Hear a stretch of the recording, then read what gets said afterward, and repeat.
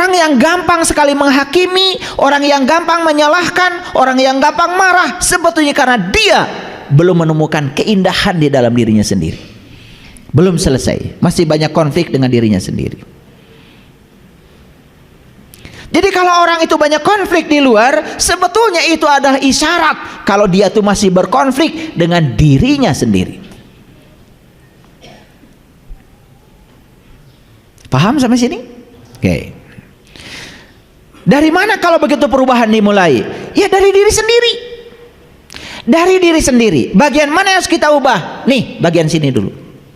Bagian sini. Gimana caranya? Itu akan saya berikan hari ini. Ketika kita berusaha merubah yang di luar tanpa dimulai dari diri sendiri, pasti gagal. Pasti gagal. Jadi oleh karena itu, kenapa selama ini kita gagal merubah orang lain? Karena kita ingin mengubah orang lain seperti yang kita mau, tetapi kita tidak mengubah diri kita sendiri seperti yang orang lain mau.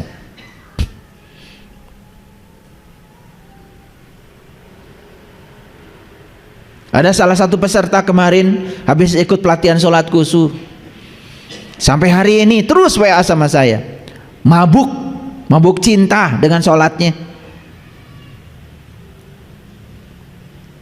Bahkan azan belum ada aja sudah rindu ingin sholat. Dari mana kerinduan itu? Dari dalam. Karena saya tidak ngancam-ngancam kok. Yang sholat dapat pahala, yang tidak sholat dapat sisa, enggak gitu metode saya.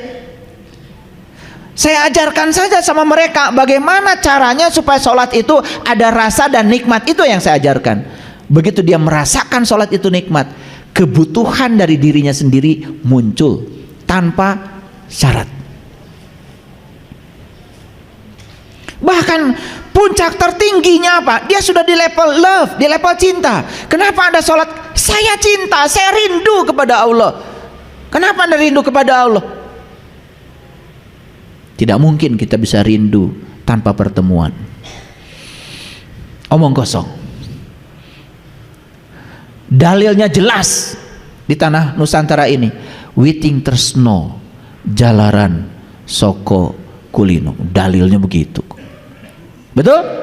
Timbulnya tresno, cinta, jalaran soko kulino. Saking sering ketemu maka cinta. Jadi para nabi, para rasul itu cintanya itu karena saking seringnya mereka-mereka itu bertemu. Maka di Quran surat An-Najm dikatakan walaqad ra'ahu nazlatan ukhra, dan bertemu dengannya itu bisa kapan saja. Bisa kapan saja. Dan Allah itu kapan saja bisa. Bahkan dia itu tidak pernah tidur, tidak pernah kantuk, terjaga. Pintu gapuranya selalu terbuka. Tahu pintu gapura? Pintu gapura apa? Gerbang. Itu ngasal aja kalau ngejawab. Karena setiap Agustusan banyak gapura gitu. Betul? Gapura dari gafur. Gafur itu artinya ampunan. Jadi pintu gapura itu artinya pintu ampunan. Gerbang katanya. Itu.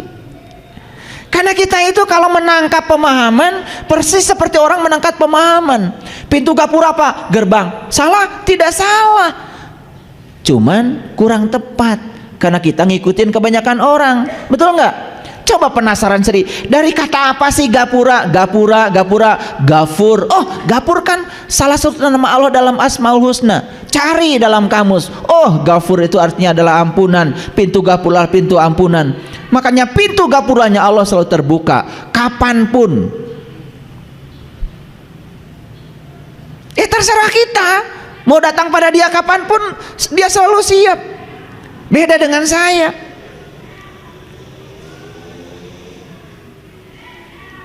Nanti jam 1 bisa ketemu nggak Pak Saiful? Nggak bisa. Saya mau ke Bogor. Di Bogor jam 3 nggak bisa. Saya nanti mau makan sama anak saya. Jam 8 nggak bisa. Itu jadwal istri saya. Manusia kayak saya ini kan banyak alasannya, betul nggak? Tapi Allah tidak pernah. Ya Allah, saya mau ketemu nanti sore. Kata Allah, nggak bisa, sibuk. Betul nggak? Nah, sebegitu luas ya, sebegitu luas waktu dan ruang yang disediakan beliau. Kita sendiri kok nggak mau datang, itu aja. Paham ya? Oke, baik. Sekarang saya mulai pakai Quran. Dalam Quran surat Al-A'raf ayat ke-58. Ini surat yang ke-7 ya. Wal baladut thayyib. Balad itu bahasa Arab, artinya kota. Tapi sering disebut juga balad itu adalah tempat. Tidak salah, kota juga tempat, bukan? Itu. Wal baladut thayyib. Ya, jadi Thayyib itu baik. Jadi lucu, namanya Bang Thayyib tapi nggak pulang-pulang. Itu lucu kan? Itu berlawanan dengan namanya. Padahal Thayyib itu artinya baik. Ya, kalimatun thayyibah itu kalimat-kalimat yang baik. Wal baladut thayyib yahruju nabatuhu. Dan tanah yang baik, tanamannya akan tumbuh subur biizni rabbihi, dengan seizin Allah.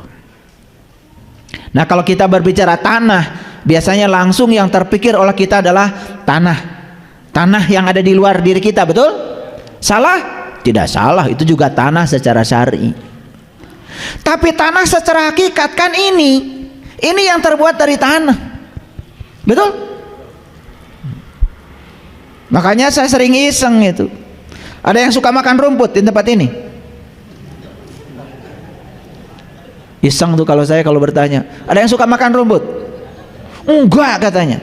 Saya ubah sekarang. Ada yang suka makan daging? Acung tangan dong. Wah, ternyata semuanya.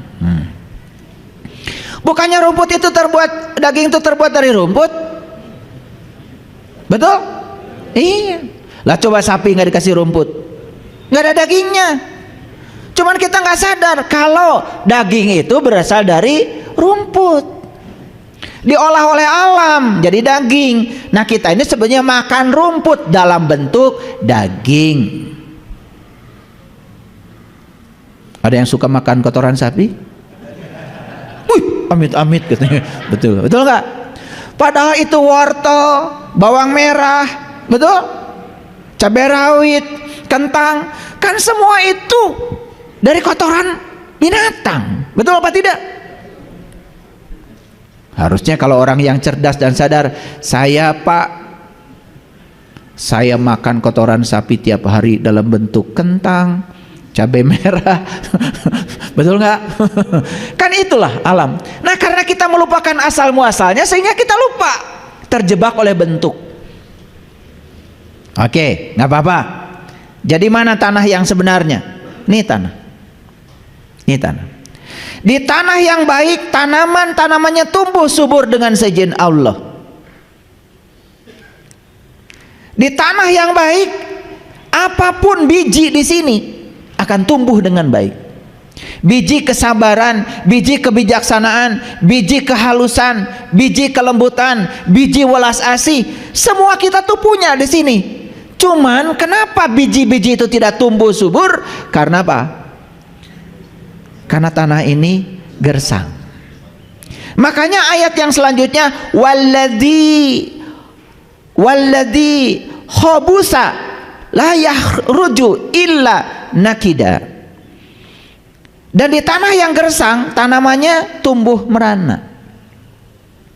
Maaf ya, pernah nggak lihat orang baik, murah hati, penuh cinta kasih, melihat kesuburan nggak pada diri dia? Ya, kalau ada masalah tidak dibesar-besarkan, kalau bicara selalu meringankan. Maaf ya, saya belum bisa bayar utang. Nggak usah dipikirkan, nggak usah. Tenang, duit saya masih banyak. Tapi Tapi ada juga yang, maaf ya, saya belum bisa bayar. Kenapa? Kamu itu kalau janji, wah. Ada orang gitu. Terasa nggak gersangnya ketemu dia? Aduh. Maaf ya. Ini wajah-wajah. Maaf. Habis kelihatan. Kesinggungan, baperan, gampang nyolot. Kenapa sih? Kenapa? Kan daripada marah lebih bagus memaafkan. Daripada menyalahkan kan lebih bagus memahami. Betul nggak? Buat apa menyalahkan? Pahami. Anak pulang terlambat, gak usah disalahkan dulu, pahami, dengarkan dulu dia bicara. Jangan nyolot mentang-mentang ibu, mentang-mentang ayah sudah nyiapkan rotan. Dengarkan dia hanya ingin didengar oleh kita. Siapa tahu dia ketemu dulu dengan temannya, siapa tahu dia harus ada kepentingan pribadinya. Kenapa sih? Tapi otak kita itu sudah menyatakan salah dan harus dihukum. Makanya salah benar itu adanya di sini. Makanya pikiran yang tidak berkualitas selalu menciptakan kehidupan yang penuh dengan kesengsaraan. Maaf ya, kita belajar agama bertahun-tahun, menghafalkan ini, menghafalkan itu, melakukan ini, melakukan itu, tetapi ini tidak berkualitas. Kesadaran tidak meningkat, masih benci pada orang, masih tidak suka pada orang. Padahal hukum alamnya jelas, apapun yang tidak kamu sukai dari orang, sifat itu sebenarnya adalah sifatmu. Jadi kalau kita tidak suka sesuatu pada orang, jangankan sifat yang tidak disukai pada orang itu adalah cerminan dalam dirimu masih ada sifat itu.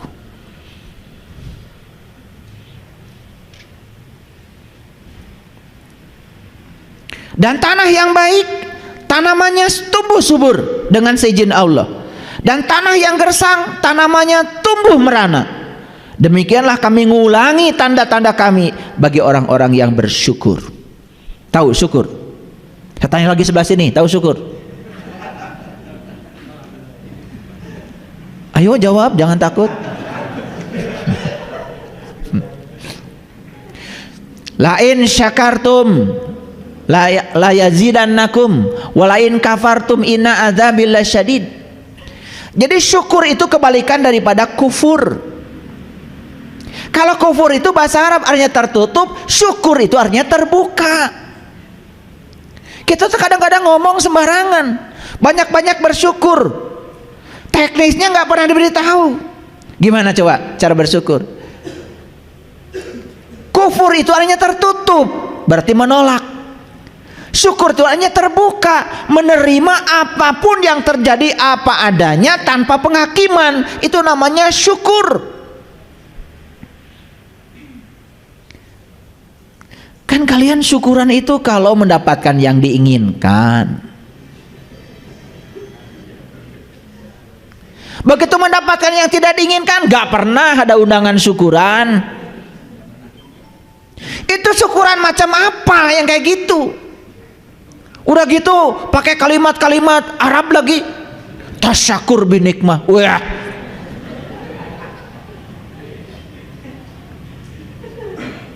yang dapat nikmat itu cuma 4. 1 para nabi, 2 para siddiqin, 3 para syuhada, 4 para sholihin. Kata Quran surat An-Nisa ayat 69. Apa sih yang diajarkan para nabi, para rasul, para sunan, para wali, para bijak, para suci, para siddiqin, para syuhada dan para sholihin? Yang diajarkan oleh mereka itu adalah syukur dalam konteks menerima apapun yang terjadi apa adanya tanpa penghakiman. Itu syukur. Pakai kata-kata nikmat lagi. Jadi tasyakur binikmat itu artinya adalah terbuka terhadap apapun yang terjadi tanpa ada penghakiman, tidak terjebak benar salah, tidak terjebak baik buruk. Apapun yang terjadi, dia melihat di belakangnya adalah kehendak semesta. Makanya tidak pernah protes. Kata-katanya bijak, ya Allah. Apapun yang terjadi dalam hidupku, ajarkan ya Allah, pesan apa yang hendak Kau sampaikan kepadaku. Gitu nggak hidup? Enggak. Aduh Gusti, kieu teuy. Giliran mendapatkan yang diinginkan langsung hajatan. Judulnya tasyakur binikmah. Maaf ya, ketololan ini sudah berkembang. Bukan kebiasaan, ketololan. Karena nggak ngerti. Kufur itu artinya menolak, syukur itu artinya menerima dengan keterbukaan. Karena syukur artinya adalah terbuka, terbuka terhadap semua yang terjadi. Karena semua kebenaran, semua realitas adalah kebenaran. Tidak ada satu peristiwa pun di semesta yang terjadi tanpa seizinnya.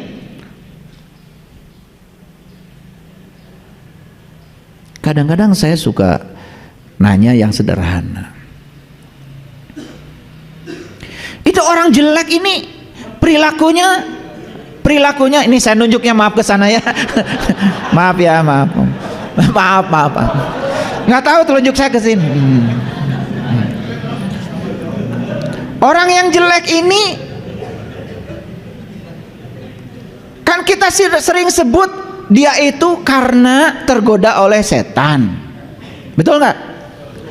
Dan orang baik ini masih ke sini juga. Supaya nggak sana nggak GR. Orang yang baik ini katanya dia itu karena mengikuti Allah. Betul nggak? Dan selama ini setan dan Allah itu seakan-akan dua entitas yang berbeda, yang dibenturkan oleh kita sendiri. Begitu kan? Pertanyaannya, apakah Allah menciptakan makhluk yang bernama setan untuk menyaingi dirinya sendiri? Begitu? Kalau begitu saya tanya, banyakan mana orang baik dengan orang yang jahat? Banyakan mana? Kenapa sih kalian ragu-ragu? Kan kalian anggota komunitasnya. Ragu-ragu. Banyakan mana? Jadi kalau yang jahat lebih banyak daripada yang baik, artinya kekuasaan setan lebih keren daripada kekuasaan Allah. Di mana menyatakan Allah Maha Kuasa? Mikir dong. Karena selama ini nggak pernah mikir, ya begitu ada orang ngomong begitu setuju terus, ya itu karena tidak kritis, tidak kreatif, tidak komunikatif, tidak kolaboratif, tidak mau belajar. Akhirnya kita ini masih selingkuh, menganggap ini dari Allah, ini bukan. Jadi seakan-akan di semesta ini ada ruang yang dikuasai oleh yang selainnya dia, dan dia lebih berkuasa daripada Allah. Bukankah itu namanya syirik? Kalau ngomong soal tauhid itu kayak yang paling murni aja, betul nggak? Tetapi sikap hidupnya masih seperti itu, masih mendua, betul nggak? Yang Anda sebut baik itu dari Allah, yang Anda sebut buruk dari setan, berarti Anda sedang membuat satu ruang di semesta ini yang dikuasai oleh yang selainnya Allah. Bukankah itu selingkuh? Makanya dirangkum dengan kalimat la ilaha illallah, la ilaha illallah. Yang mana ya bukan aku?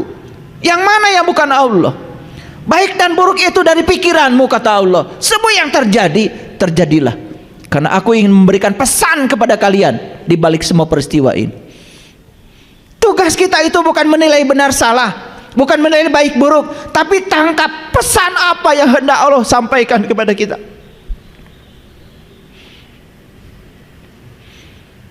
Hampir semua orang setuju ketika dia sedang jatuh kesadarannya naik, tapi ketika dia sedang naik kesadarannya turun. Bukankah kejatuhan itu yang membuat dia semakin sadar? Betul?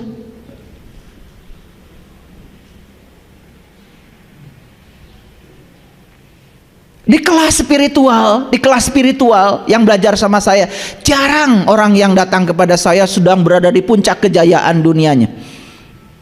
Sudah duitnya habis, usahanya bangkrut, baru nyari saya.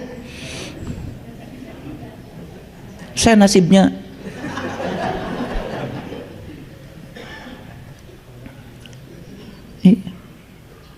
makanya ketika saya cerita, saya sedang ngebangun nih sebuah kawasan buat kita nanti supaya kita belajar di sana lebih enak. Duh ayah, coba dulu ya, ketika saya masih banyak uang saya bisa bantu ayah. Belum tentu, saya bilang. Itu kan halusinasi pikiranmu saja, betul nggak? Kenyataannya sekarang semuanya sudah tidak ada. Dan yang tidak ada itu yang telah mengantarkan kamu menjadi sadar dan ketemu saya. Betul nggak? Dan kalau kamu masih ada, nggak ketemu saya, enak aja. Paham maksud saya? Harus hilang dulu miliaran, udah nete semplek nincak semplak teh gening ya, kata orang Sunda. Betul nggak? Itu salah, ini salah. Ya udah, baru. Kan itu, tapi nggak apa-apa. Itu semua tidak buruk, tapi itu semua yang telah mengantarkan kita kepada sebuah kesadaran baru. Betul apa tidak? Oke. Baik ya. Jadi di tanah yang baik tumbuhlah tanaman yang subur. Di tanah yang gersang semuanya merana. Saya tuh suka sedih gitu kalau lihat kalian itu merana. Duit banyak merana, apalagi gak punya duit. Betul gak? Iya. Sehat merana, apalagi kalau sakit. Punya mobil merana, apalagi kalau tidak. Kenapa? Karena ada masalah di sini. Jadi sumber penderitaan manusia adalah berasal dari penolakan pikirannya. Karena masih terjebak benar salah, pikirannya masih menghakimi, dan itu sumber masalah. Ternyata masalah itu tidak ada ketika pikiran sudah selesai dari penghakiman. Gak ada. Ada yang bilang, saya punya masalah. Masalahnya apa, Bu? Suami saya. Emang kenapa? Marah-marah. Emang jelek marah-marah? Kan jelek, marah-marah jelek itu kata ibu, kata pikiran ibu. Bukankah itu doa ibu? Jadikanlah saya istri yang soleh. Langsung suaminya marah. Kan ciri istri yang soleh itu sabar, betul nggak? Makanya saat suaminya tidak sabar, dijadikan ketidaksabarannya sebagai jalan untuk membuat dia tambah kuat. Keren nggak? Keren. Kan semuanya di sini, nggak ada masalah. Masalahmu di sini. Paham? Oke. Pelan-pelan ngajinya. Nah, kita lihat Quran surat An-Naba. Surat An-Naba. Tahu An-Naba artinya apa? Kalian tuh sering baca Quran tapi tiap ditanya nggak jelas. An-Naba itu apa artinya? An-Naba itu artinya berita besar. Jadi An-Naba itu artinya berita besar. Makanya An-Naba itu cerita tentang berita besar, bukan berita kecil. Berita penting. Apa sih berita penting dalam Quran surat An-Naba? Saya baca dulu yang ayat ke-15-nya. Linuh rijabihi habba wa nabata.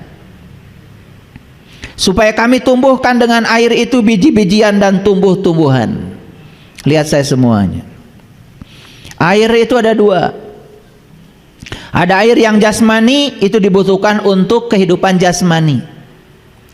Dan jasmani itu semuanya perlu air secara jasmani, tidak bisa dibantah. Karena syarat untuk hidup harus ada air. Kenapa bumi ini disebut tempat yang layak hidup? Karena bumi ini isinya 75% air. Tubuh kita pun 75% darah, air sebetulnya. Makanya ketika kurang minum, maka tubuh ini akan kehilangan keseimbangannya. Makanya hati-hati ya, kalau mau makan minum air. Jangan setelah makan baru minum. Jadi minum yang benar itu sebelum makan. Ketika makanan masuk ke dalam tubuh, dilarutkan oleh air, memudahkan proses kerja lambung kita, sehingga makanan kita gampang diserap oleh tubuh.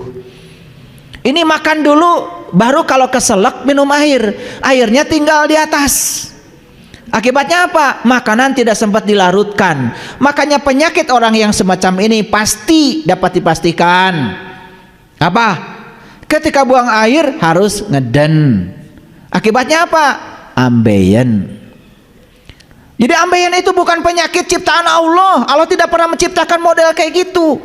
Itu dari pola hidupmu yang kurang bagus. Urutan minum saja salah. Jadi jangan bicara dulu ma'rifatullah lah. Minum aja perbaiki. Ini bicaranya ma'rifatullah, minum aja salah. Itu namanya ma'rifatullah.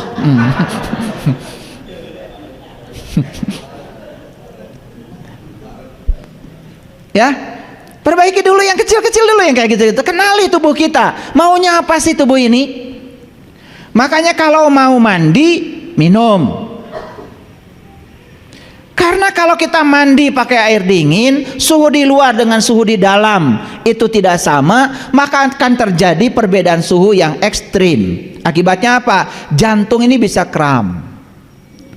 Makanya kalau mau mandi, minum. Udah tahu ilmu ini?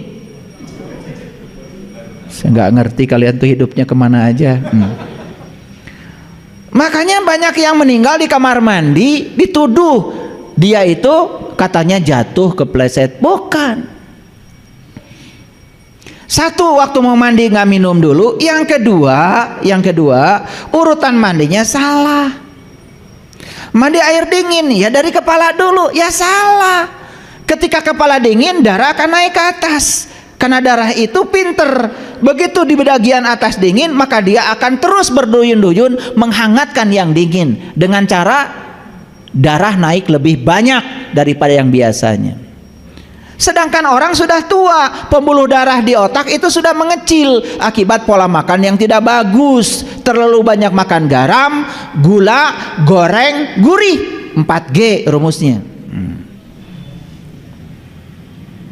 Pembuluh darah menyempit, sementara darah yang naik ke atas berduyun-duyun, pecah pembuluh darah. Ketika pembuluh darah di otak pecah, hilang kesadaran, jatuh itu adalah episode kedua setelah pecah. Itu yang menyebabkan orang meninggal di kamar mandi.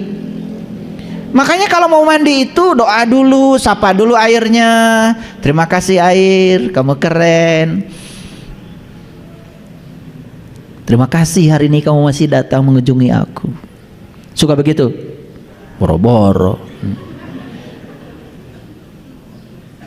Setelah itu kemudian disapa, air itu disapa, ya. Bismillahirrahmanirrahim. Niat ingsun adus banyu suci. Suci dening banyu, suci dening Allah, suci badan rohani jasmani, jasmani roh idopi. Allahu Akbar. Niat ingsun adus banyu suci, suci dening Allah, suci badanku kabeh, mulia tan kenaning lara, mulia tan kenaning tua, kun fayakun birahmatika ya arhamar rahimin.